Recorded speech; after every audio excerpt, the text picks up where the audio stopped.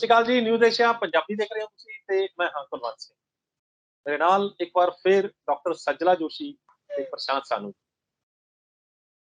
ਦਿਨਚਰਿਆ ਤੇ ਮਨਚਰਿਆ ਇਸ ਵਿਸ਼ੇ ਨੂੰ ਅਸੀਂ ਅੱਗੇ ਵਧਾਉਂਦੇ ਹੋਏ ਅੱਜ ਗੱਲ ਕਰਾਂਗੇ ਰਾਤਰੀ ਚਰਿਆ ਦੀ, ਯਾਨੀ ਕਿ ਰਾਤ ਪੈਣ ਵੇਲੇ ਜਿਉਂ ਹੀ ਰਾਤ ਪੈਂਦੀ ਹੈ ਉਸ ਤੋਂ ਬਾਅਦ ਸਾਨੂੰ ਕੀ ਕਰਨਾ ਚਾਹੀਦਾ ਹੈ, ਕੀ ਨਹੀਂ ਕਰਨਾ ਚਾਹੀਦਾ, ਕੀ ਖਾਣਾ ਚਾਹੀਦਾ ਹੈ, ਕੀ ਨਹੀਂ ਖਾਣਾ ਚਾਹੀਦਾ, ਸੌਣ ਵੇਲੇ ਕੀ ਕਰਨਾ ਹੈ ਤੇ ਸੌਣ ਤੋਂ ਪਹਿਲਾਂ ਕੀ ਕਰਨਾ ਹੈ, किस तरीके दे नाल आपां की करिए कि जेड़ा साडा शरीर भी स्वस्थ रहे, साडा मन भी स्वस्थ रहे।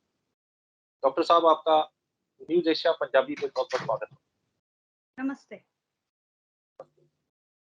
प्रशांत जी आपका भी न्यूज़ एशिया पंजाबी पे बहुत-बहुत स्वागत है। धन्यवाद सर, नमस्कार। आज आपको क्या कॉम्प्लीमेंट दूँ मैं तब तो सोच रहा हूँ। हाँ, हाँ, हाँ। तो आप तो एक दिन गायब हो गए थे, वो भी थोड़ा-सा बता दीजिए दर्शकों को कहाँ गए थे? सबसे पहले सर अच्छा आपने याद दिला दिया। मैं अपने दर्शकों से, अपने भाई-बहनों से थोड़ा-सा मैं एक क्षमा याचना, क्योंकि आज जो रात्रिचर्या में क्षमा याचना का रोल तो ज़रूर आएगा। तो पहले मैं ही क्षमा याचना कर लूँ कि कई मैसेजेज़ मुझे आते हैं कि सर आपसे बात करनी है, पर्सनली आपसे कुछ बात करना है, आपका नंबर ऑफ आता है, क्या आपसे बात हो पाएगी क्या?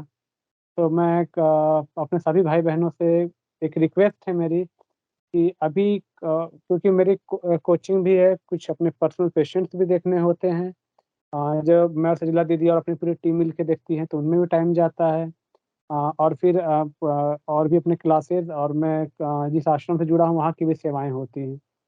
तो इसके बीच में थोड़ा-सा पर्सनल बात करने के लिए टाइम निकाल पाना मुझे थोड़ा संभव नहीं हो पा रहा है, लेकिन मैं ज़रूर कोशिश करूँगा कि मैं दिन में 1 या 2 घंटा इस चीज़ के लिए निकालूँ कि जिनको सच में ज़रूरत है कुछ ऐसी प्रॉब्लम शेयर करके इसके सॉल्यूशन लेने की, तो मैं ज़रूर करूँगा सर। तो कल उन्हीं सब चीज़ों में मैं थोड़ा व्यस्त था तो मैं नहीं आ पाया यहाँ पे भी।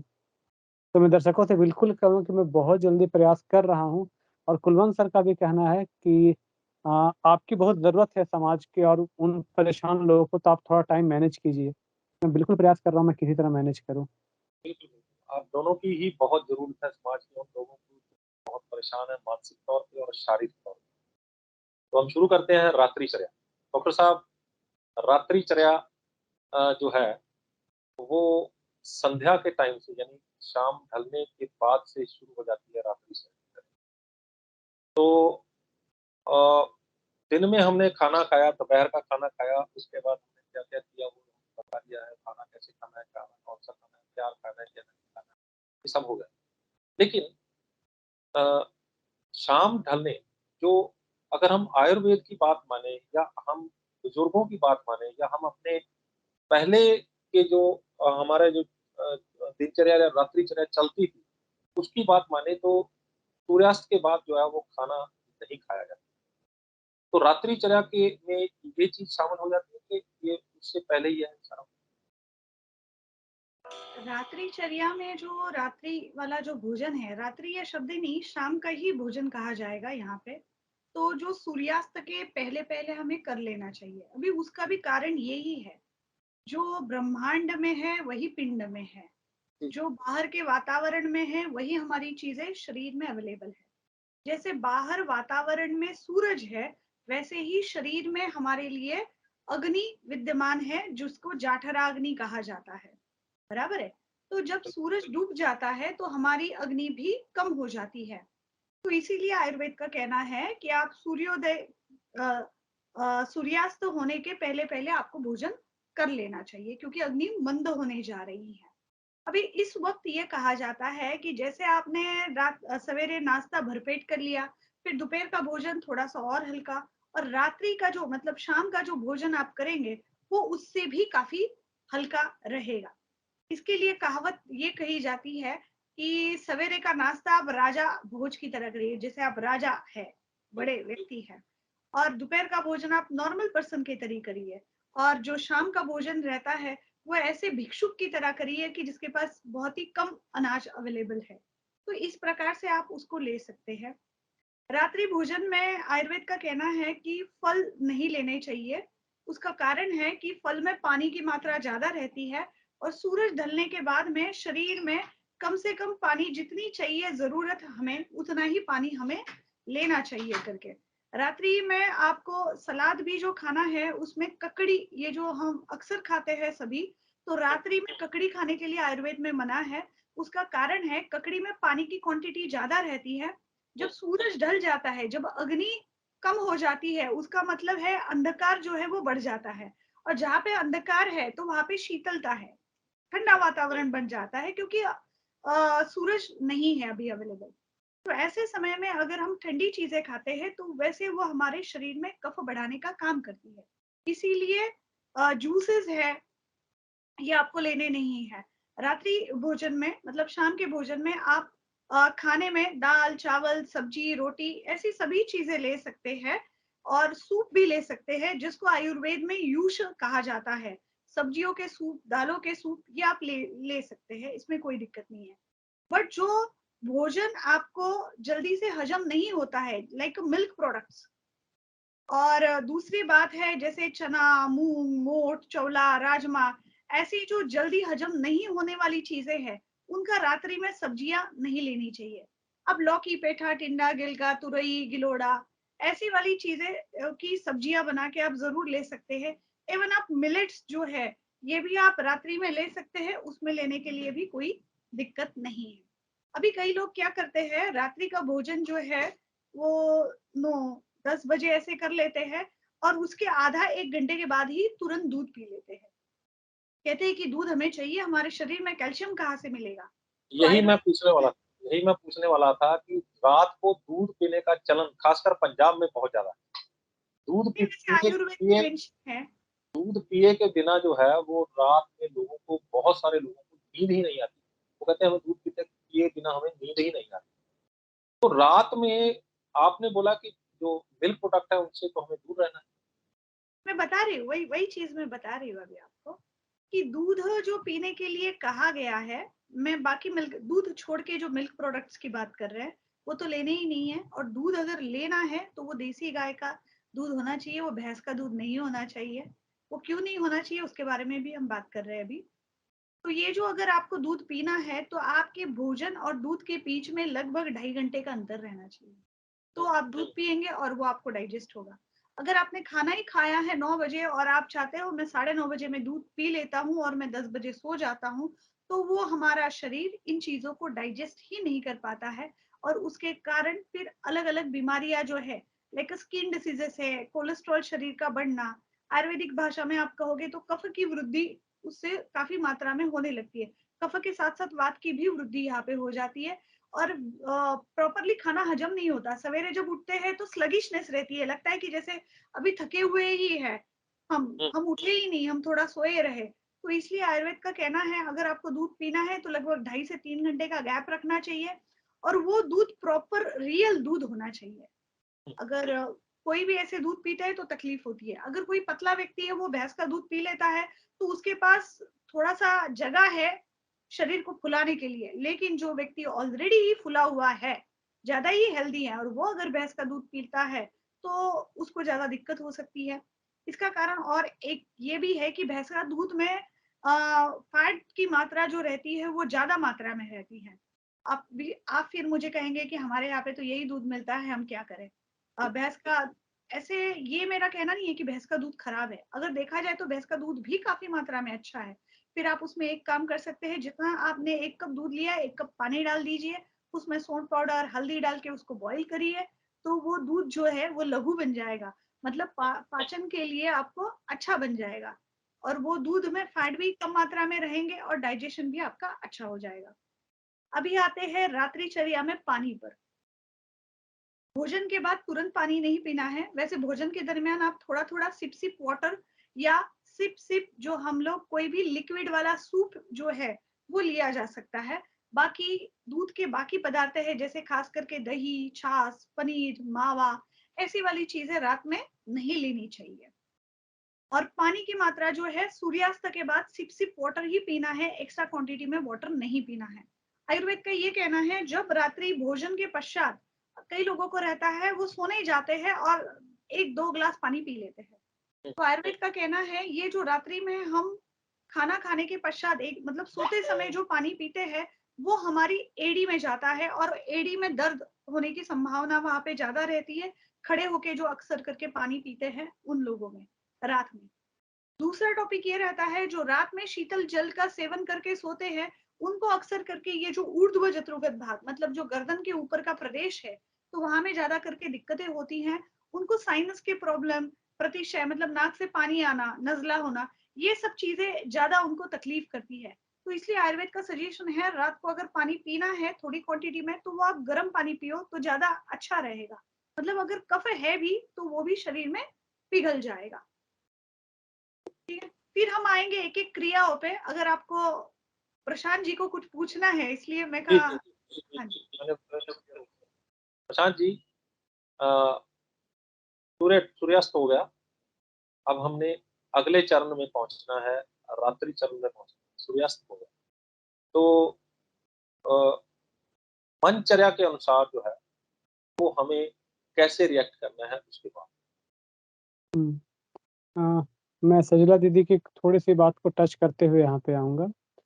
दूध को लेके थोड़ा-सा आप ये चीज़ समझ लें कि जो दूध की बात हो रही है यहाँ पे, पहले हम नदियों के पानी को भी पीते थे, लेकिन आज नहीं पी सकते हैं। वही हाल कुछ दूध के साथ भी हुआ है। तो बहुत ही ध्यान से, क्योंकि आप स्वास्थ्य के चक्कर में जाके अपने आप को बाहर से बीमारी खरीद के ना ले आएँ। क्योंकि पहले की गाय, अभी तो हमारे जो असली नस्ल की गाय थी, वो तो शायद अंग्रेज़ या जो आए लेके चले गए, हमारे पास जर्सी गायें हैं। फिर गाय को जब हम सहलाते थे तो गाय थोड़ी-सी रिसीव करती थी और मतलब हमारे से वो सेंस कर लेती थी कि हमें किन चीज़ों की ज़रूरत है हमारे बॉडी में। फिर जंगल में ढूँढ-ढूँढ के वो घास और पत्ते वो खा के आती थी कि वो चीज़ हमें नरिशमेंट मिल सके। अभी तो गाय को हम एक कैदी की तरह बाँध के रखते हैं, क्योंकि मनचर्या में थोड़ी-सी गाय की मनचर्या की भी बात कर लें, तो अगर किसी को लगातार हम बाँध के रख रहे हैं, उसकी मानसिक स्थिति क्या होगी? उसको लगातार उसमें stress hormone, fear hormone, anger hormone लगातार बन रहा होगा और उसी की बॉडी तो दूध भी बना रही है। आप कैसे एक्सपेक्ट कर सकते हैं कि उस चीज़ को, तो आप ये मान लें कि देसी गाय हो, साथ में वो अपने नेचुरल लाइफ़ में जी रही हो। जब इसे कैदी की तरह बाँध के, इंजेक्शन दे के, मशीन से दूहने वाली, प्लीज़ ऐसे अत्याचार किसी पशु पे ना करें। अब अपनी मनचर्या के ऊपर आते हैं। अ, एक छोटी-सी स्टोरी मैं सुनाता हूँ सर, शायद इस प्लेटफ़ॉर्म पे मैंने नहीं सुनाया है। एक इंडिया मूल का लड़का होता है, जो कि फ़ॉरेन में अपनी पढ़ाई के बाद जॉब करने जाता है। ये भी डॉक्टर रेमंड मोडी के रिसर्च आर्टिकल से ही मैं ले रहा हूँ। तो वो वहाँ पे कई साल रहता है और वहीं पे एक लड़की से शादी कर लेता है और फिर वो इंडिया वापस आते हैं दोनों। तो जब इंडिया वापस आते हैं, तो यहाँ पे अपने भारतीय कल्चर के हिसाब से उनकी जो बहू की जो स्वागत होती है, वो चल रही होती है।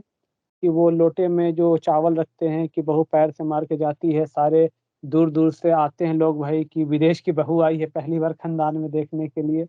तो सब कुछ एक अच्छा माहौल होता है और जब वो प्रोसेस है जो भी बोले, जब वो विधान चल रहा होता है कि बहू घर के अंदर प्रवेश करने वाली है, तो लड़की के फूआ और फूफा भी वहाँ पे लड़के के फूआ और फूफा भी वहाँ पे खड़े होते हैं। उसको देख के वो लड़की इतनी एग्रेसिव हो जाती है, इतनी एग्रेसिव हो जाती है कि मतलब पैर से लोटे को अपने फूफा-फूफा को चला के मार देती है। तो जो ऐसे मारना होता है उसको एक फुटबॉल की तरह मार देती है। सबको तब बिल्कुल आँखें फाड़-फाड़ के देखने लगते हैं कि अभी तक घर में घुसी नहीं है, इसकी ये हरकतें हैं। ये अभी से मतलब ये किस पागल को उठा के ले आया है ये? अब घर में पूरी कहा-सुनी होने लगती है। अब वो लड़का भी बेचारा परेशान कि मैं 3-4 साल से इसको जान रहा हूँ, ये ऐसी मतलब ऐसा हरकत कैसे? तो जाओ किसी पागलखाने में दिखाओ इसको, किस पागल को उठा के ले आया है। वो जाता है, जब तक इंडिया में रहता है तो इंडिया के बहुत सारे साइकियाट्रिस्ट से मिलता है। तो वही सवाल होते हैं उनके जो जनरली होते हैं, आपको तकलीफ दिए थे क्या, ये दिए थे क्या, वो दिए थे क्या? नहीं बोले मैं तो कभी मिले ही नहीं हूँ उससे, लेकिन पता नहीं जब सामने आते हैं तो बिल्कुल ऐसा लगता है जैसे मेरे अंदर आग लग गई है, मैं उनकी जान ले लूँ। तो बोलता है छोड़ दो, यहाँ पे इलाज नहीं हो रहा है, इसको मैं वापस यूएस लेके चला जाता हूँ। वो यूएस लौट जाते हैं वो। तो फिर वो डॉक्टर रेमंड मोडी के आर्टिकल तब तो निकलते रहते थे। तो कोई आर्टिकल उनके हाथ में लगता है, तो वो जाते हैं डॉक्टर रेमंड मोडी के पास कि इसके इस बिहेवियर का रीज़न बताइए वो। तो डॉक्टर रेमंड मोडी भी वही पहले देखते हैं कि इस बर्थ का कुछ है क्या? तो देखते हैं इस बर्थ का कुछ नहीं है। उसको पास्ट लाइफ़ में ले जाते हैं, हिप्नोटाइज़ करके पास्ट मेमोरी में ले जाते हैं और पूछते हैं अभी आप कहाँ हो? तो बताती है कि अभी वो एक अनाथ आश्रम में है, अनाथ आश्रम का नाम भी बताती है कि इस अनाथ आश्रम में इस जगह पे हूँ मैं और अभी एक कपल मुझे गोद लेने आए हैं। मैं बहुत खुश हूँ कि मुझे एक नए मम्मी-पापा मिल रहे हैं, एक नया परिवार मिल रहा है, बहुत खुश है। खुशी-खुशी वो जाती है वहाँ पे उसके घर में, लेकिन जब वो उसको अपने घर ले जाते हैं, उससे काम करवाना, उससे मारना-पीटना, उससे एक ज़ोर-ज़बरदस्ती की ज़िंदगी, एक एक होता है ना, बिल्कुल प्रताड़ना वाली जीवन जी रही थी वो। तो एक दिन वो फाइनली एकदम से घुटन में आके, एकदम से तकलीफ में आके वो सुसाइड करने का डिसीज़न ले लेती है और वो सुसाइड कर लेती है। और वो बताती भी है कि जिन्होंने उनको गोद लिया था उनका नाम क्या है? वो उस लड़के के फूआ-फूफा ही रहते हैं। लड़का जब सुनता है तो उसका एकदम से फ्यूज़ उड़ जाता है। वो तुरंत फ़ोन करता है घर में कि आज के 30-35 साल पहले आपने इस लड़की को उस अनाथ आश्रम से गोद लिया था। उसके फूआ और फूफा सुन के दंग रह जाते हैं, किसको कैसे पता? 30-35 साल के बाद अचानक से बोलते हैं, "नहीं, नहीं, नहीं।" बोले, "झूठ मत बोलो, ये नाम की लड़की थी, आपने इस दिन गोद लिया था, कहाँ है वो?" तो वो भाग गई थी घर छोड़ के। बोला, "क्या ये आपने मार दिया था?" वो ये सुनते हैं तो डर के मारे बोले, "अभी मैं पुलिस में केस करने जा रहा हूँ।" तो बताते थे कि हाँ, हाँ, ऐसा-ऐसा हुआ था। अब सोचिए जब वो आत्मा लास्ट में पिछले जन्म में जब अपनी बॉडी को छोड़ दी होगी, यानी जब डेथ की सिचुएशन होगी, तो वो उनके प्रति, उन दोनों के प्रति कितनी घृणा, कितना द्वेष, कितना गुस्सा, कितना डर लेके उन्होंने उस शरीर को छोड़ा होगा। उसको बोलते हैं अंतमति सोगति। यानी अंत में जैसे हम सोते वक़्त जो अंत में जो थॉट होता है, वही सुबह का पहला थॉट होता है। उसी प्रकार शरीर छोड़ते वक़्त जो हमारा एक लास्ट का बिलीफ होता है, लास्ट के जो संकल्प होते हैं, उसको हम नेक्स्ट बर्थ में भी फॉरवर्ड करते हैं। और आत्मा एक-दूसरे को चेहरे से नहीं पहचानती है। जैसे हर सिम कार्ड के अपने फ़ोन नंबर होते हैं, उसी तरह हर आत्मा की एक वाइब्रेशन होती है। जैसे ही वो जो 2 वाइब्रेशन एक-दूसरे के कॉन्टैक्ट में आती हैं, तो हमारे पास्ट के रिलेशंस जैसे होते हैं, हम उसी अनुसार एक्ट में आते हैं।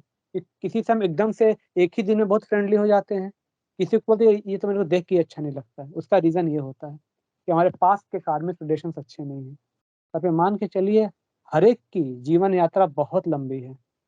तो रात में जब भी सोने जाएँ, ताकि और हमने अनेक जन्मों में पता नहीं किस हिसाब से अपने कर्म किए होंगे, तो आप ये मान के चलिए कि कितने कर्म आपके नकारात्मक भी रहे होंगे, आपको स्वीकार करना होगा। हुँ, प्रकृति के पाँचों तत्व और जितने भी मनुष्य आत्माएँ, जितने भी लोग को आप जानते हैं या नहीं जानते, आप ये मानिए सबको आप इमर्ज कीजिए अपने सामने। जैसे विज़ुअलाइज़ कीजिए कि पूरी की पूरी अर्थ की जनसंख्या आपके सामने है और प्रकृति के पाँचों तत्वों को देखिए और उनके सामने एक क्षमा याचना कीजिए। क्षमा याचना कुछ इस तरीक़े से कि जाने-अनजाने हमने अपने जीवन यात्रा में, किसी भी जन्म में अगर मेरे द्वारा जाने-अनजाने कुछ भी भूल हो गई हो, तो मुझे दिल से उसका मलाल है, दिल से मैं उसको स्वीकार कर रहा हूँ और मुझे क्षमा करें प्रकृति माता, अगर मेरे से कोई भूल हो गई हो, मैंने कभी आपको तकलीफ़ दिया हो, तो मुझे क्षमा कीजिए।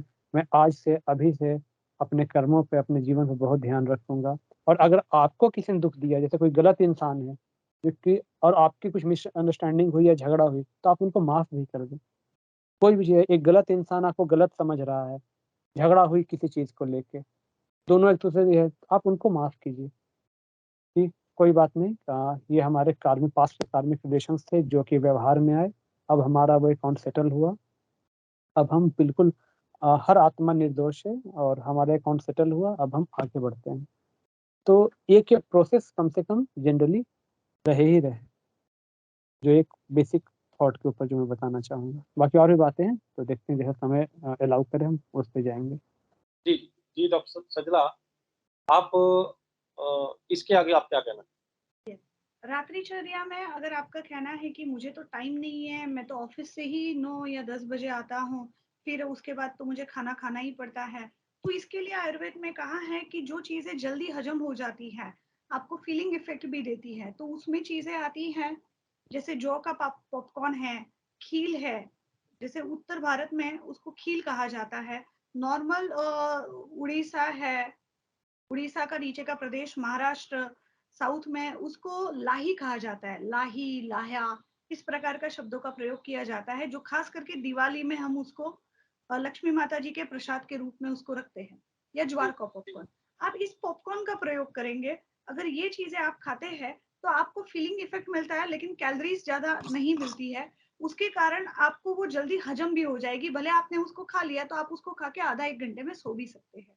तो इस प्रकार से आप कर सकते हैं और फिर सवेरे उठने के बाद आप हेवी ब्रेकफास्ट ले लीजिए। ना कि रात को मैं लेट आया हूँ और मैं रात को भोजन मुझे करना ही चाहिए। ऑप्शन ही नहीं है तो फिर सूप वाला ऑप्शन आप ले लीजिए। जौ का जो सूप है, या सब्जियों का थोड़ा सा सूप पी के मैं सो गया, ऐसा कुछ आप करके कर सकते हैं। बट फुल मील आपको रात में नहीं लेना है, इस चीज को आपको खास करके ध्यान में रखना है। कई लोगों को ये भी आदत रहती है, मैं खाना तो कुछ खाता नहीं हूँ, मैं दूध पी के सोता हूँ। हम्म, ये वाली चीजें भी बहुत सारे लोग बोलते हैं। जब बिल्कुल आपके पेट में भूख लगी है, तब आप उसमें सिर्फ दूध पी के सोएंगे, तो ये वाली चीज भी अच्छी वाली बात है नहीं है। तो इसीलिए कुछ ठोस चीज आपको खाना नेसेसरी है। अभी बात चलती है दूध। रात्रि में दूध किसको पीना चाहिए और किसको नहीं पीना चाहिए। पहले तो बात यह है कि दूध अच्छी क्वालिटी का होना चाहिए, देसी गाय का होना चाहिए, तो हम उसको पी सकते हैं, ये वाली बात। ठीक है। और वही जो गाय जो रहती है वो घूमने फिरने वाली रहती है, तो वो दूध हल्का बन जाता है, तो वो पाचन करने में आसान हो जाता है। दूध उनको नहीं पीना चाहिए जिनके शरीर में ऑलरेडी कफ और मेद भरा हुआ है, मतलब दूसरी भाषा में समझना चाहिए तो जिनको हाइपोथायरॉयडिज्म है और जिनका डाइजेशन वीक है, लाइक जिनको हाइपरथायरॉयडिज्म भी है, जिनको पतला मोशन आता है, हमेशा ही पतला मोशन आता है, या मोशन के लिए भाग के जाना पड़ता है, और जिनके शरीर में ज्यादा मात्रा में कोलेस्ट्रॉल है, जिनको हार्ट डिसीजेस है, मतलब आप समझ के चलो जितने लाइफस्टाइल डिसऑर्डर अगर गिनोगे आप, तो वो सभी इसमें ही आते हैं। इसलिए मोस्ट ऑफ लोगों में हम लोग कुछ समय के लिए दूध जो है आयुर्वेद में बंद करते हैं ट्रीटमेंट के तहत। अभी ये बात हो गई भोजन की। अभी इसमें और चीज क्या करना चाहिए। आयुर्वेद का तो ये कहना है कि व्यक्ति को 2 बार स्नान करना चाहिए। ठीक है। जैसे सवेरे स्नान करते हैं, वैसे शाम को स्नान करने के उपरांत भोजन करना चाहिए, ये मेंशन किया हुआ है। तो उसका रीजन ये रहता है, स्नान के उपरांत ही हमेशा भोजन करना चाहिए। इस बात को अंडरलाइन करेंगे, कभी भी भोजन करने के पश्चात स्नान नहीं करना चाहिए। भोजन करने के पश्चात आयुर्वेद ने स्नान करने के लिए मना करा है, पढ़ाई करने के लिए मना करा है। ठीक है। इस पूजा पाठ जो खास विधियां होती है वो करने के लिए मना करा हुआ है कुछ समय के लिए। उसका कारण ये है, अगर हम ये चीजें करते हैं तो हमारा जो ब्लड फ्लो है, ये तो अभी साइंटिफिक कारण मैं आपको बता रही हूँ, ब्लड फ्लो जो है वो स्टमक में जाने के बजाय अगर हम पढ़ाई करते हैं तो ब्रेन की तरफ चला जाएगा। अगर हम भोजन के पश्चात ज्यादा वॉकिंग करते हैं तो हमारे पैरों की तरफ वो ब्लड सप्लाई चला जाएगा। अगर हम स्नान करते हैं तो स्किन को कूल करने, मतलब स्किन को नॉर्मल टेम्परेचर करने के लिए ब्लड सप्लाई वहां पे चला जाएगा। तो आपका जो डाइजेशन है वो उससे खराब हो जाएगा, डिस्टर्ब हो जाएगा। इसलिए आयुर्वेद का कहना है कि भोजन के पश्चात स्नान नहीं करना चाहिए। स्नान करने का यहाँ पे मतलब है ऊपर शरीर के ऊपर पानी डाल के नहाना, तो ये चीजें नहीं करनी चाहिए। तो ये हो गया स्नान शाम का। अभी जब रात्रि में आप सोने के लिए जाएंगे, तो जब सोते समय आयुर्वेद का कहना है हमें हल्के फुल्के कपड़े पहनने चाहिए, बहुत ही नहीं, उससे टाइट पहले कपड़े। उससे पहले कोई दांत वांत साफ करना या कुछ ऐसा नहीं है? है ना, है ना। कपड़े चेंज हो जाएंगे आपके, और विधियां है उसमें। अभी ये स्नान के उपरांत वाली बात थी, तो इसलिए मैंने बोला कपड़े वगैरह जो आपके रहेंगे घर में, जैसे हल्के फुल्के कपड़े रहते हैं जो टाइट नहीं रहते हैं, ऐसे कपड़े वहां पे पहने जाते हैं। फिर आपका भोजन हो गया। अभी भोजन के उपरांत पहली जो विधि आती है वो आती है वज्रासन। आपको वज्रासन में बैठना है। वज्रासन में बैठने से भोजन जो है वो आपको अच्छी तरीके से डाइजेस्ट हो जाता है। फिर उसके बाद कहा सॉरी, गया, लेकिन जिनके घुटनों में दर्द है, जिनको प्रॉब्लम है, जो वो बैठ नॉर्मली बैठ जाए, वो नॉर्मल बैठ जाए। घुटने बिल्कुल मोड़ के पाँव बिल्कुल सीधे करके उसके ऊपर बैठना है, तो वो तो बंदे नहीं, की अभी जीव निकल जिनको जाती बाहर। घुटने में प्रॉब्लम है वो वज्रासन नहीं करेंगे, वो नॉर्मल चेयर पे खाना खाने के पश्चात थोड़ा बैठ जाएंगे उस जगह पे। फिर उसके पश्चात वो शतपावली करेंगे। शतपावली का मतलब रहता है 100 कदम चलना। शत मतलब 100, तो 100 कदम हमें चलना है। ये 100 कदम बताने का काम ये था कि भोजन के पश्चात शरीर में कफ की वृद्धि होने लगती है। बहुत सारे लोगों को भोजन के पश्चात तुरंत नींद आने का एक रहता है, तुरंत नींद आने लगती है। जी तो जी। वो नींद हट जाए, इसीलिए 100 कदम चलना चाहिए। अगर वो 100 कदम हम नहीं चलते हैं तो कफ की मात्रा हमारे शरीर में बहुत ज्यादा बढ़ने लगती है। और 100 कदम से ज्यादा चलना भी नहीं चाहिए। बहुत सारे लोग ये बताते हैं हम तो जल्दी खाना खा लेते हैं और खाने के पश्चात हम लोग सभी लोग चले जाते हैं, 1-1.5 घंटा चल के ही आते हैं। अगर इस प्रकार का काम भी कर रहे हैं तो भोजन प्रॉपरली हजम नहीं होगा। ये बात आप अंडरलाइन कर लें। एक्सरसाइज हमेशा सवेरे करनी चाहिए, जरूरत पड़े तो शाम को करें, लेकिन भोजन के बाद कोई भी एक्सरसाइज नहीं करें, न भोजन के पश्चात कोई भी वॉकिंग करें। अभी ये हो गया, शतपावली डाल के हो गया। भोजन के और सोने के बीच में लगभग 2.5 से 3 घंटे का अंतर होना चाहिए। इसका मतलब ये नहीं है कि मैं रात को 11 बजे खाना खाऊं और 3 घंटे का अंतर करने के लिए मैं 2 बजे सो जाऊं। ये वाली रात्रिचर्या यहाँ पे नहीं है। भोजन जो है आपको जल्दी ही करना है। आपको सोने का टाइम जो है वो लेट टू लेट 10, साढ़े 10 भी काफी हो जाता है। हम तो कहते हैं 9:30 बजे से ही आप ट्राई करिए सोने के लिए। अभी सोने के लिए कैसे करना है, तो सोने के लिए बात आई है पादाभ्यंग की।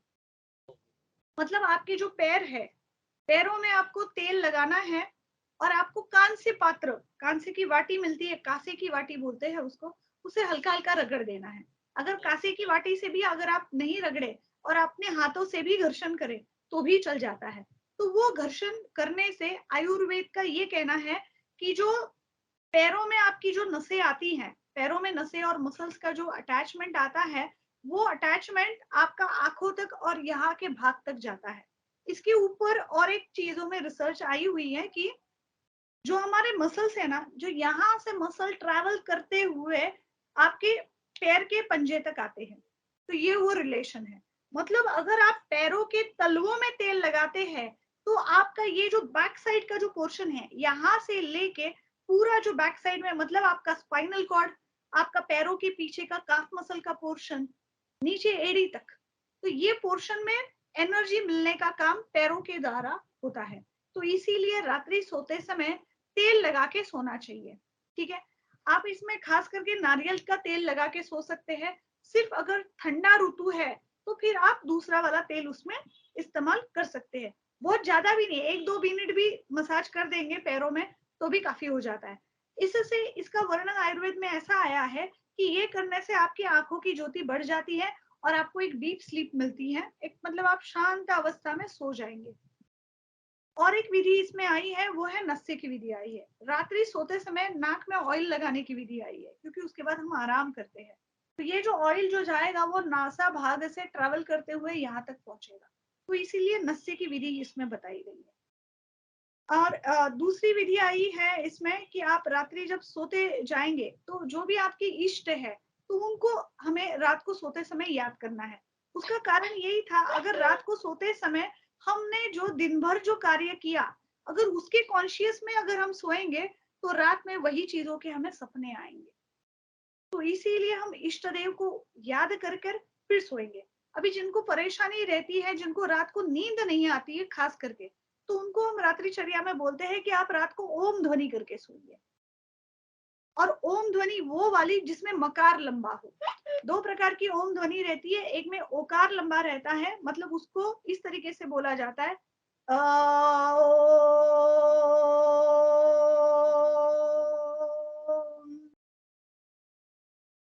और दूसरा ओंकार जो है इसमें मकार लंबा होता है, वो इस तरीके से बोला जाता है ओम।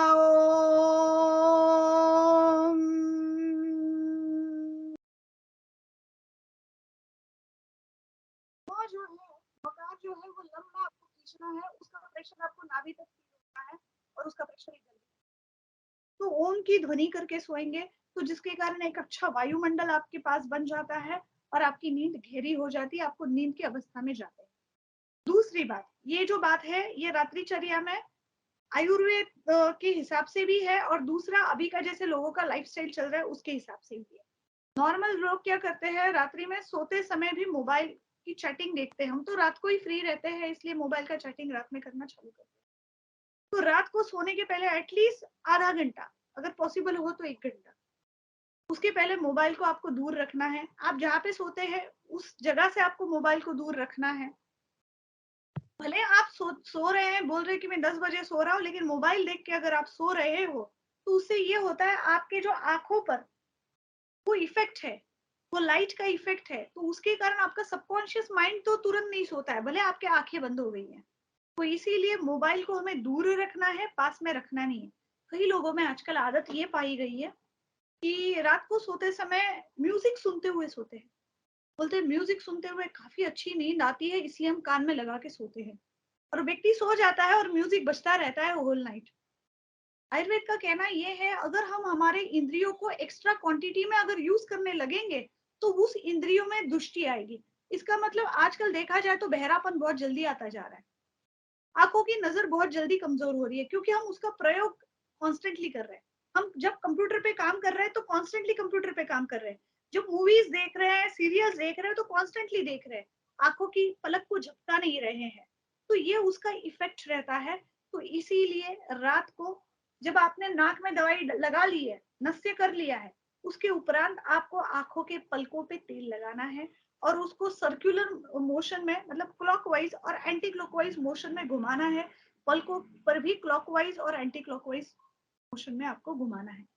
इसका और एक मतलब ये रहता है, ये चीजें क्यों की जाती है, आपका कहना रहेगा इससे क्या फायदा होगा। आयुर्वेद के हिसाब से जो आइस जो रहती है वो मज्जा से बनी हुई है।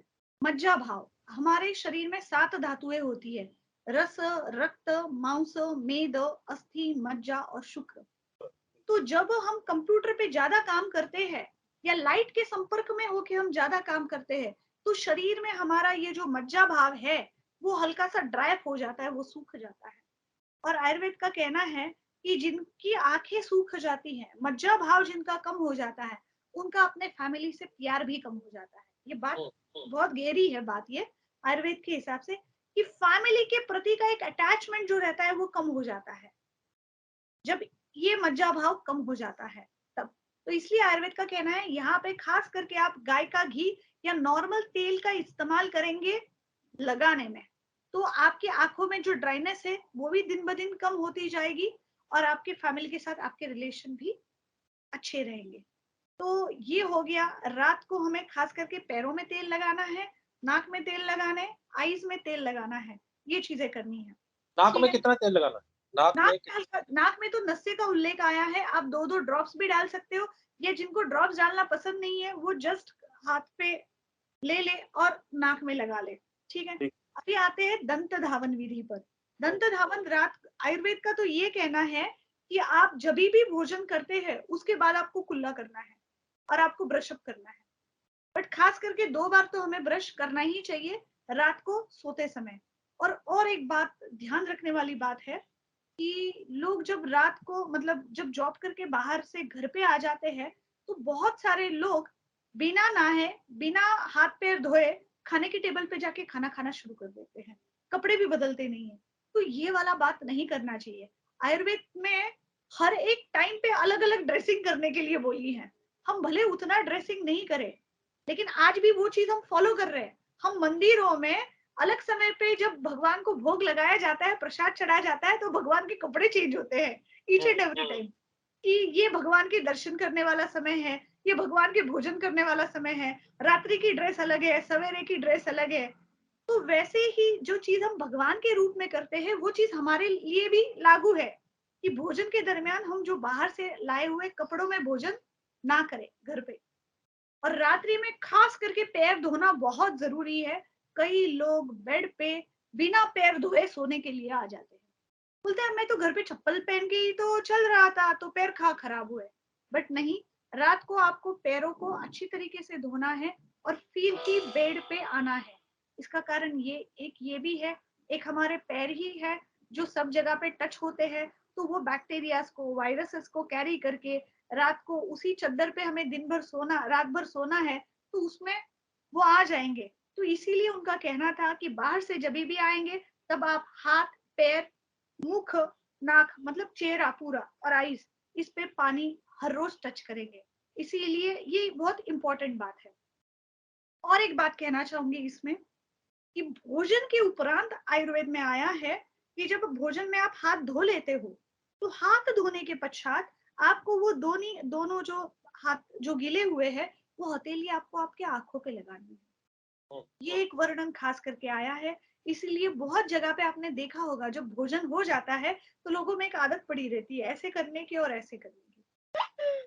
तो उसका उसका क्या रीजन है पता है, कि भोजन करने के पहले भी आपने भगवान को याद कराया कि धन्यवाद आपने हमें ये भोजन की थाली दी है, और भोजन होने के पश्चात भी आपने भगवान को याद कर लिया कि अभी मेरी जाठराग्नि जो है, अग्नि जो है, वो तृप्त हो गई है, और उसका इफेक्ट हमारी आंखों पे जल्दी कफ का नहीं जाए, इसीलिए आपने हाथों में जो पानी लगा था उसको भी आपने आंखों में टच कर लिया। तो यह भी एक विधि जो है वो आयुर्वेद में बताई गई है। तो शांत जी, जी।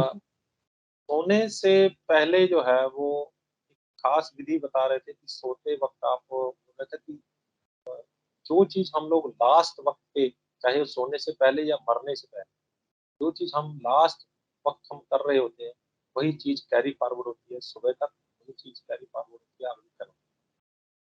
तो क्या करें कि जो हम नेक्स्ट सुबह वो पूरे फ्रेश उठें और पूरे सही ढंग से उठें। जी सर। यहाँ पे मैं बोलूँगा एक ब्रेन चार्ज करने की विधि आती है, कि जैसे कि आप ये मान लीजिए कि बेड पे गए और तुरंत सो गए, या फिर कई लोग होते हैं, दीदी बता रही थी आए, वैसे ही कपड़े पहने-पहने खाए, वैसे के धम से आके बेड पे गिरे और सो गए। मतलब उन्हें पता ही नहीं पैर किधर है, हाथ किधर है, बस सो गए। तो वो एक वो बिल्कुल कोई तरीका ही नहीं है, शायद ऐसे पशु-पक्षी भी ऐसे नहीं सोया करते होंगे। हम तो उनसे भी आगे निकल गए। आप ये मान के चलिए कि बेड पे आने के बाद आपके पास आधा घंटा समय प्रॉपर होना चाहिए अपने लिए, जो आप सोने जा रहे हैं। उस आधे घंटे में आपको क्या-क्या करना है, पहले तो जैसे मैंने बताया क्षमा याचना, वो प्रोसेस कंप्लीट हो गया। उसके बाद आप क्या कर सकते हैं, ब्रेन को चार्ज कर सकते हैं, अपने आप को पावरफुल थॉट्स दीजिए, अपने हाथों को रब करते हुए, जैसे मैं मास्टर सर्वशक्तिमान हूँ, मैं मास्टर ऑलमाइटी हूँ। और इस तरीके से हाथ को 10 बार रब करें और इस तरीके से सर पे लगाएँ।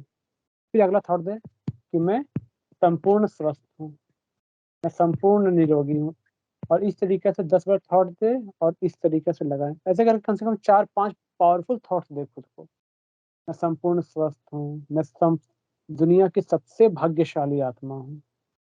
उसके बाद सोने से जस्ट पहले जैसे आपने बोला कि वो कैरी फॉरवर्ड होता है, तो आप ये मान के चलिए, जैसे अगर मैं आपको बोलूँ, तो आप सोने गए, एक विज़ुअलाइज़ेशन में जाइए, जो मेरे इष्ट देव हैं, जैसे अगर आपके सबसे जो आप अगर पूरे मतलब पूरी दुनिया में कहा जाए कि आपको 1 सेकंड मिलता है, आप किनसे मिलना चाहेंगे? तो मुझे लगता है आप गुरु नानक देव जी का नाम लेंगे। तो उसी प्रकार जो भी जिनके इष्ट देव हैं, आप मान के चलिए कि आप विज़ुअलाइज़ कीजिए कि वो आपके साथ हैं, और उनके दिन का सारा हाल बता के आप हल्के हो जाइए। जी, जी। अगर दिन में कुछ भी हो गई कि हाँ, मैंने उसको आज चिल्ला के बोल दिया, कल से मेरे से नहीं होगी, आज मैंने ये किया। मतलब आप जो भी चीज़ है उसको उनको सौंप दीजिए। मतलब ये कहते हैं ना, जैसे बैलेंस शीट, कि आपने एक अपनी शीट सौंप दी, और ये आप मान के चलिए कि मैं आपकी ही गोद में सोने आ रहा हूँ। मुझे आपके साथ ही, जैसे बोलते हैं ना, तुम ही से खाऊँ, तेरे संग रहूँ, तुम ही से सोऊँ, जो हमारा परमात्मा के प्रति वादा रखता है, एक जो हमारी श्रद्धा है, तो सिर्फ़ कहने मात्र ना रहे वो, हाँ, कि क्या वो सिर्फ़ हम मुख से गा रहे हैं, लेकिन अंदर विचार कुछ और चल रहे हैं। जी, तो जब हम उस विज़ुअलाइज़ेशन में जाएँ, उसको महसूस करें, और उसके बाद आप ये मान के चलें कि उनसे लाइट निकल के पूरे आपके बेड पे उस लाइट ने कवर कर लिया, और आप बिल्कुल उनके आगोश में सो रहे हैं। तो सुबह उठते के साथ बोलते हैं ना, पहले पता नहीं सुबह उठते किसका शक्ल देखा, आज मेरे दिन खराब हो गए। सुबह उठते आप उन्हीं का ही शक्ल देखेंगे जिसका रात में सोते वक़्त शक्ल देखेंगे आप।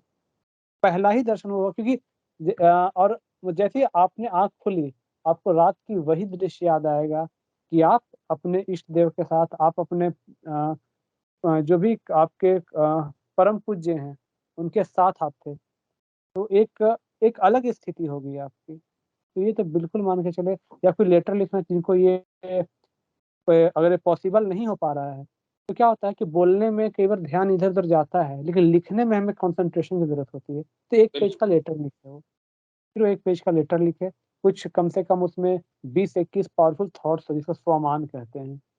कुछ पावरफुल थॉट्स हो 20-21, और उसके बाद दिन भर की दिनचर्या को जैसे अपने इष्ट देव को सामने विजुअलाइज़ करके लिख लो, जो उतना विजुअलाइज़ेशन नहीं कर पा रहे हैं। और फिर उस चिट्ठी को सुबह उठ के फाड़ के वो फेंक सकते हैं। ये थोड़ा-सा समय निकालेंगे, आपकी जीवन बदल जाएगी। जीवन जीने का मतलब परिस्थिति वही रहेगी, मतलब परिस्थिति जैसे भी रहे, लेकिन आप उन परिस्थितियों में बिल्कुल विचलित नहीं होंगे, और आपको बहुत ही मज़ा आएगा उन्हीं परिस्थितियों के बीच में। आप क्या बात देखिए। एक क्या बात। सवाल पूछना चाहती हूँ जी, आपसे। मैं जवाब दे दूँगी अगर नहीं पता है तो। आपने कहा कि रब करने हैं हाथ और यहाँ पे रखने हैं, ठीक है? ओके। यहाँ पे क्यों रखने हैं? क्योंकि हाइपोथैलेमस और पिट्यूटरी ग्लैंड और पाइनियल ग्लैंड, ये तीनों जो है मास्टर ग्लैंड्स हैं, और यहीं से सारे थॉट्स हैं, सेंट्रल नर्वस सिस्टम भी यहीं पे है, यहीं से सारे जो थॉट्स हैं, कमांड्स सारी हैं जो यहीं से जा रही है। अगर हम इसको नेगेटिव थॉट्स इसको देंगे तो ये नेगेटिविटी सारी पूरी बॉडी में चली जाएगी। अगर पॉजिटिव थॉट्स इसको देंगे तो वो सारी बॉडी जो है वो पॉजिटिविटी से भर जाएगी। और एक रीजन बताती हूँ इसके पीछे का। जब हम इस प्रकार से हाथ जब रखते हैं प्रॉपर, जैसे हमारा कोई किसी को क्राउन पहना रहा है, वो वाली स्थिति अगर प्रॉपर रहती है तो इसको आयुर्वेद के हिसाब से ये जो है ये सीमंत मर्म कहा जाता है इसको, जो हाथों से बराबर क्रिएट होता है, और वो दबने के कारण हमारा मस्तिष्क जो है वो काफी साइलेंस अवस्था में चला जाता है, उसका ब्लड सप्लाई अच्छा हो जाता है। तो इसीलिए ऐसा चीजें बहुत सारे धार्मिक विधियों में भी ये किया जाता है। उसका कारण ये है कि यहाँ पे मर्म है हमारे, जो हमारे बॉडी को एक्टिवेट करते रहते हैं। वही बात होगी जो मैंने बोली, क्योंकि मैं साइंटिफिक वे से बोल रहा हूँ थोड़ा सा, मैं क्योंकि आयुर्वेदिक वे से, क्योंकि हाँ, लोगों को ये क्योंकि भी ये समझना चाहिए। हाइपोथैलेमस, पिट्यूटरी और पाइनियल ग्लैंड, ये तीनों मास्टर ग्लैंड है और यही पूरी बॉडी को चला रहे हैं। और अगर हम इसको पॉजिटिव थॉट देंगे तो यही पूरी बॉडी के अंदर जो है वो पॉजिटिविटी भरेंगे। ये साइंटिफिक वे होगा। आप दूसरा आयुर्वेद के हिसाब से आयुर्वेदिक भी बता दिया कि इसीलिए हम लोग धार्मिक जो संस्कार करते हैं वो सारे इसी के लिए ही करे जाते हैं। जी जी इसमें इसमें एक चीज़ मैं बताऊँगा सर, कई पेशेंट्स को जिनको नींद की प्रॉब्लम थी ना, जो सो नहीं पाते थे या जिनको बुरे सपने आते हैं, वो एक थॉट करके सोए कि मेरे को आज सिर्फ़ और सिर्फ़ मेरे इष्ट देव के ही सपने आएँगे। मुझे कोई भी नकारात्मक स्वप्न नहीं आएगा। तो जब ऐसा करवाया तो विदिन 7 टू 10 डेज़ उनका मैसेज आता है कि सर अब कम से कम मैं 4-5 घंटे लगातार सो पाता हूँ। पहले मैं 2-2 मिनट सोने के लिए तरसता था। तो ये ऐसी चीज़ें हैं कि आपको मुफ़्त में जो आप खुद कर सकते हैं और दूसरों के लिए भी कर सकते हैं, ये सबसे बड़ी खूबसूरती है इसकी। कि आप बिल्कुल। खुद भी कर सकते हो, दूसरों को भी सिखा सकते हो। तो एक से दूसरे का जो चेन जुड़ता जाएगा, वही उस विश्व कल्याण और विश्व परिवर्तन की तरफ एक बहुत बड़ी हमारी वो कदम होगी। एक हंसी वाली बात है इसमें, हम कहते हैं good night sweet dreams. Real में देखा जाए तो स्वीट ड्रीम्स बोलना ही नहीं चाहिए, क्योंकि अगर सपने देखेंगे रात को तो सोएंगे कब? होएगा, सही बात। तो इसलिए स्वीट ड्रीम्स बोलना ही नहीं चाहिए ना, स्वीट ड्रीम्स आजकल डॉक्टर ना। साहब, आजकल हालात ये हैं कि आजकल सपने इतने डरावने आ रहे हैं कि वो स्वीट ड्रीम बोलना चाहता है, क्योंकि आएँगे तो है ही इसको, तो क्यों ना उसको स्वीट आए। वही सोने इसीलिए। वाला तो है नहीं ये, इसको ड्रीम्स हाँ, तो आने वाले हैं, तो हाँ, क्यों ना इसको स्वीट ड्रीम ही आए, तो कम से कम ये ड्रीम जो आए वो स्वीट तो आए, तो इसीलिए बोल देते हैं वो। इसलिए हम लोग खास करके पूछते हैं पेशेंट्स को, क्या आपको रात को गहरी नींद आती है? तो बोलते हैं हाँ आती है। फिर बोलेंगे आपको सपने आते हैं? हाँ, सपने तो पूरी रात भर चलते रहते हैं। इसका मेरे मतलब है को वो रात मेरे को को सोते ही सपने नहीं नहीं आते। है। मेरे वाइफ मेरे को बोलती है ये सपना आया। मैंने कहा मेरे को तो आते ही नहीं सपने, मेरे को आज तक नहीं सपना आया कोई। तो आपको क्यों आते हैं? गहरी है आपकी नींद, गहरी है इसलिए नहीं आया। जिनको भी सपने आते हैं उसका मतलब है नींद गहरा नहीं है। मेरी बहुत गहरी नींद। ठीक है। बहुत बहुत धन्यवाद आपका, इतना समय निकाला हमारे दर्शकों के लिए, और आप के द्वारा दिया गया ज्ञान, उम्मीद करते हैं कि आप के जो दर्शक होंगे, पूरे दर्शक जो देखने वाले होंगे, वो अपनी ज़िंदगी में इसको ज़रूर शामिल करेंगे, और कम से कम जो है वो कुछ चीज़ें अपनी अगर उन्होंने इसमें से बदल के आपके कहे अनुसार कर ली, तो बहुत सारा उनकी ज़िंदगी में चेंज आने वाला है, बहुत सारे जो है तकलीफ से दूर होंगे। आपका बहुत-बहुत धन्यवाद। मैं अपनी बातें बोल दूँ सर? हाँ, मैंने यही बोलने वाला था। पहले धन्यवाद, अच्छा मेरे उन दोनों का धन्यवाद मुझे करेंगे। तो प्रशांत जी, आप एक मुफ्त, निःशुल्क और फ्री में जो एक जो विधि कर रहे हैं, तो वो सेशन उसके बारे में थोड़ा-सा बताएँ। मैं दर्शकों से बोलना चाहूँगा कि हो सकता है कि जो बातें मैं बोल रहा हूँ कि हमें ऐसा विज़ुअलाइज़ेशन करना चाहिए, हमें ऐसे करना चाहिए, तो उन्हें पॉसिबल तो लग रहा होगा लेकिन प्रैक्टिकल नहीं लग रहा होगा। जैसे एक व्यक्ति से पूछा गया कि क्या ये पॉसिबल है कि कोई आपको डाँटे, कोई आपको चिल्लाए लेकिन आप उसके लिए दुआएँ दो? तो व्यक्ति कहता है पॉसिबल तो है लेकिन प्रैक्टिकल नहीं है। प्रैक्टिकल तो सही। लेकिन जिनको ऐसा लग रहा है कि ये सब विधियाँ प्रैक्टिकल नहीं है, तो इन्हीं के लिए हम शाम को 7 बजे हर दिन एनर्जी हीलिंग का एक सेशन रखते हैं, जो कि सभी के लिए और सदा के लिए फ्री है। और जो भी भाई-बहन हमारे जो मेरा एक पर्सनल टाइम चाहते हैं, उनसे थोड़ा-सा निवेदन है कि मुझे थोड़ा-सा समय और दें, ताकि मैं अपना टाइम मैनेज कर सकूँ, तब तक आप एनर्जी हीलिंग में आएँ। आफ्टर ऑल अगर आप मुझसे पर्सनली भी पूछेंगे, तो मैं आपकी सारी बातें सुन के, समझ के फाइनल आपको कन्क्लूज़न यही दूँगा कि आप हमारा सेशन जॉइन करें। आफ्टर ऑल कन्क्लूज़न यही है, तब ये मान के चलिए कि आपको उसी चीज़ की ज़रूरत है तो मैं आपका इंतज़ार करूँगा शाम को 7 बजे। आपको सिर्फ़ एक छोटा-सा व्हाट्सएप करना है मुझे 9168496060 9168496060। ये नंबर ऑफ रहता है तो कॉल तो नहीं लग पाएगा, लेकिन आप मुझे अपना नाम और अपना शहर का नाम बस व्हाट्सएप कीजिएगा। मैं आपको अपने ब्रॉडकास्ट लिस्ट में ऐड करूँगा, जिससे आपको नियमित रूप से आपको ज़ूम लिंक मिलता रहे और हम 7 बजे आपका इंतज़ार करेंगे। धन्यवाद। तो किसी ने अगर सेहत संबंधी कुछ जानकारी लेनी है या कुछ ट्रीटमेंट के लिए, वो भी नंबर दे दीजिए आप। हाँ, अगर वो उसमें वो नंबर चाहिए, तो आप मुझे वो व्हाट्सएप कर लें, क्योंकि वो जो दूसरा वाला नंबर था, वो अभी थोड़ा-सा कुछ डिस्टर्बेंस चल रही है उसमें, कुछ प्रॉब्लम आई है उसमें, तो आप मुझे उसी नंबर पे व्हाट्सएप कर दें, तो मैं कनेक्ट करवा दूँगा अपने टीम से। क्योंकि हम अभी सेकंड नंबर का इंतज़ाम कर रहे हैं, कुछ प्रॉब्लम आ गई है उस नंबर में। जी, जी, देखना जी। रीएक्टिवेट हो सकता है, क्या हो सकता है। जी, बहुत-बहुत धन्यवाद आपका। आपने दोनों में समय निकाला हमारे दर्शकों के लिए। बहुत तो ये थे प्रशांत सानू जी और डॉक्टर सजला जोशी, जिन्होंने दिनचर्या और मनचर्या में अब रात्रिचर्या की बात जो है वो कंप्लीट करके सेशन को पूरा कर दिया। उम्मीद करते हैं कि ये वीडियो भी आपको पसंद आई हो।